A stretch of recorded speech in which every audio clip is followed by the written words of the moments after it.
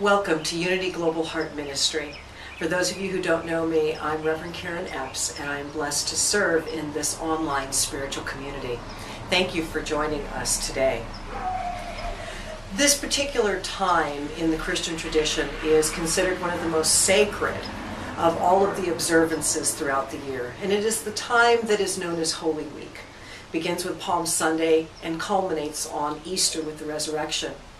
Alongside what is taught in the traditional church and doctrine exists a path that is about mystical union. It is the path of the initiate. And that's the path that I would like to spend our time today exploring, how the teachings of Jesus in these days of Maundy Thursday, which is today, then Good Friday, Holy Saturday, and Easter Sunday all mark very specific and important points along this mystical path. I'm going to focus today on another aspect of the story of the Last Supper rather than communion. For those of you who would like to really focus on the communion part of the Maundy Thursday service, certainly there are other opportunities for you to be able to do that. I'm going to put my energy, though, on another piece of the story and lay that as the foundation for our time today, and then build on it in the subsequent 3 talks that will lead us up to Easter Day. So what is this path of the initiate? Well, today, Maundy Thursday, there's this time that Jesus spends with the disciples, and he gives what is, in my opinion, one of the most mystical teachings on oneness that he can possibly share with them. And as I have spoken about in relationship to Palm Sunday, he does it again in the context of the ordinary activity of our day, the ordinary activity of our life, to be able to show that not only does he teach by using words, but he teaches by demonstrating.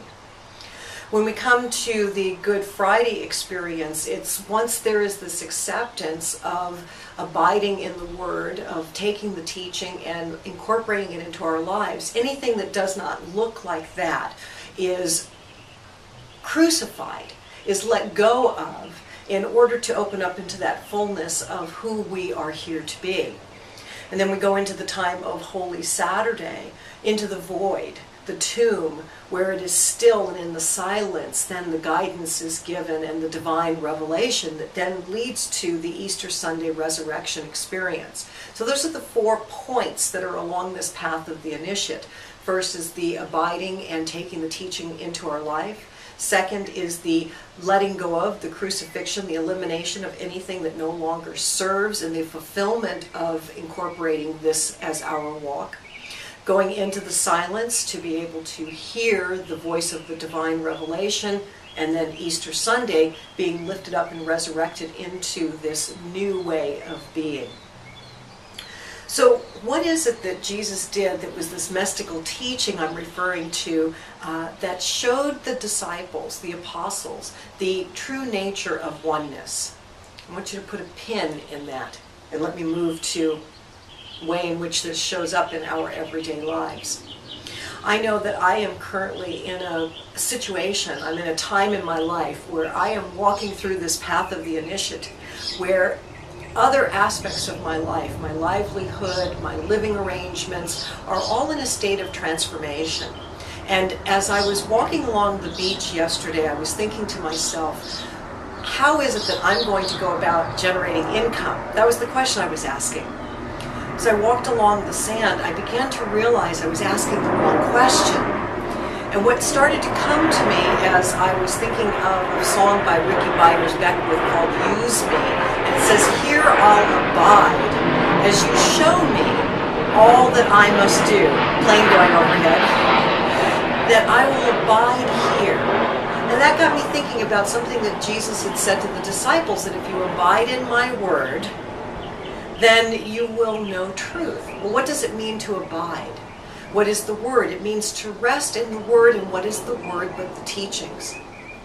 That led me to understand I was asking the wrong question, for if I am to abide in the word, if I am to abide in the teachings, what particular teaching is part of the Holy Week experience, most specifically today, the Passover as it was celebrated in Jesus' time, Maundy Thursday as we call it now in the Christian tradition.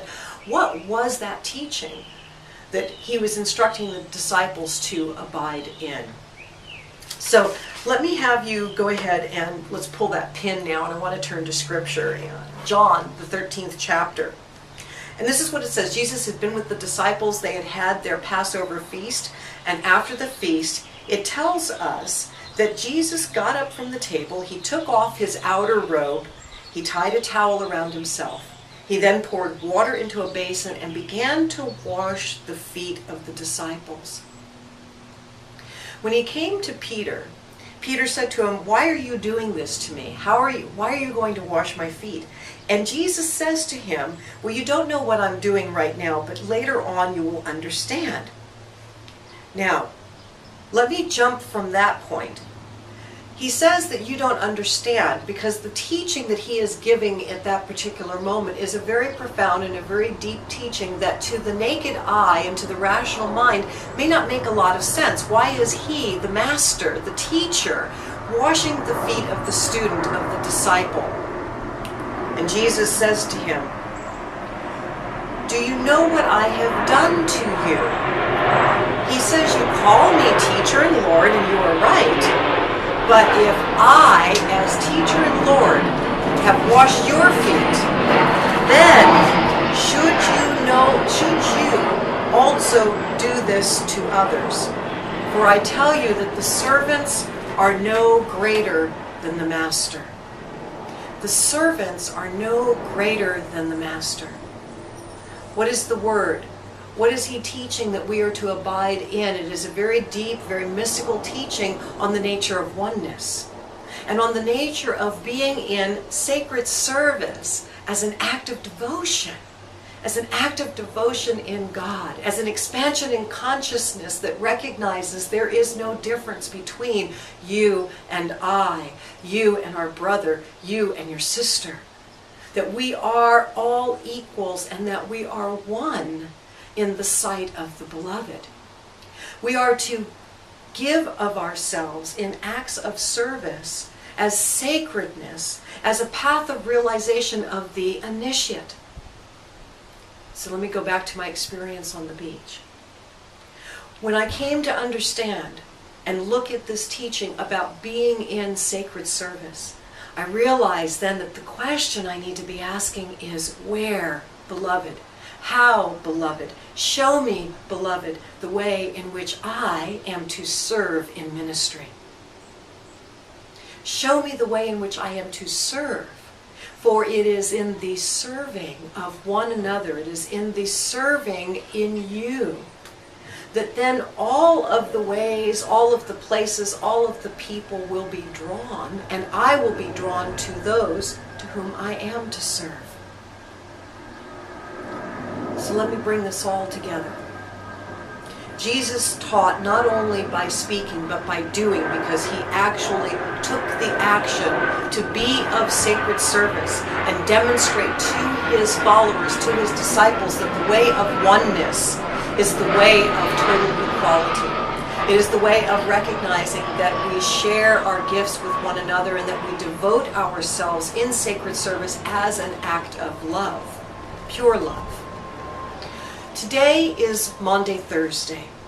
It is one step, a first step in the 4 days that lead up to the resurrection on Easter Sunday. Today, is there an aspect of your life, even if it is something that is absolutely fantastic, that is really good in your life, that perhaps is even holding you back from your greatness? Because sometimes we have to let go of our good in order to become great.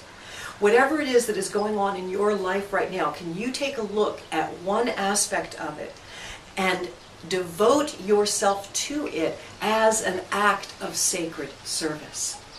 However else you may be holding it in your consciousness right now, you may be holding it as this is my livelihood, or you may be holding it as I am caring for an ailing parent, or I am being present to the illness of a spouse, or I am raising my child. Whatever it is that you are doing, that I'm driving. I mean, we can certainly look at that as an aspect of being of sacred service. I'm shopping at the grocery store. Whatever it is that is in the ordinary experiences of your lives, because what did Jesus do in this teaching? He took an ordinary experience, the Passover feast, the time where they were together, and he knelt down and he washed their feet, sharing with them that it is this path of sacred service that is devotion in the beloved. So no matter what it is that you are doing, the ordinary experiences of your life, can you take that and ask yourself, how, beloved, may I do this as an act of sacred service? See, this is the practice that I want to give to you for today. Choose one aspect of your life and devote yourself to it as an act of sacred service, as an act of love, whereupon you are gift-bestowing hands, an expression of the divine, right here, right now, as an initiate into the path of mystical union, into the path of the divine, where you know yourself as being humanly divine, and recognize that the walk that you are walking is in the footsteps of this particular master teacher, Jesus the Christ, and that it follows the initiate path that has been taught by master teachers across millennia and even including today. It is a holy and sacred time in the Christian tradition of being Holy Week. We see it this way because we recognize that it is the mystical path of enlightenment, of oneness, of bliss, of nirvana, known by many names. Yet at its very core essence, it is the way in which the master teacher said, "Follow me, do what I do. You will realize what I have realized, is that the Father and I are one. And each and every one of us are emanations of the divine." So my invitation to you for today, devote yourself, one aspect of your life, as sacred service. And hold that awareness as you are practicing that activity.